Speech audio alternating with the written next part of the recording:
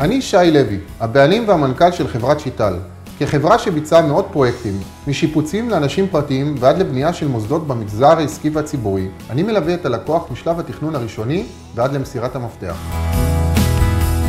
פרויקט הבנייה כלל הריסה של בית ישן שעמד על המגרש ובנייה של בית חדש החל מבניית יציקת היסודות, בניית הבית של 2 קומות ועליית גג, וכולל את כל עבודות הגמר עד כניסה לבית. רשמנו מאוד משי, קיבלנו הצעה מאוד הוגנת והרגשנו שיש פה מישהו שאפשר לסמוך עליו ולעבוד איתו.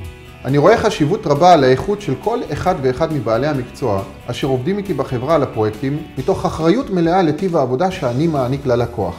חברתנו עובדת בשיתוף פעולה עם מספר רב של אדריכלים ומהנדסים מהשורה הראשונה והוסמכה בתקן ISO 9000. אחד היתרונות הגדולים הוא שבנוסף להיותי הנדסאי בניין מוסמך וקבלן רשום בענף הבנייה, הוסמכתי כמנהל עבודה מטעם משרד התמ"ת, כמנהל פרויקטים בבנייה מטעם הטכניון, וכן כמדריך מוסמך לעבודות בגובה.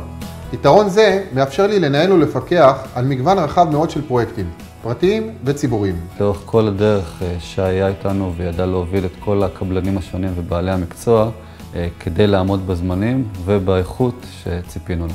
לקוחות פרטיים ימצאו אצלי את המענה הטוב ביותר, אם בנוגע לשיפוץ חללים בדירה, אם בנוגע להרחבת הדירה והוספת חדרים, מרפסות וממ"דים, וכמובן בניית וילות עד שלב המפתח.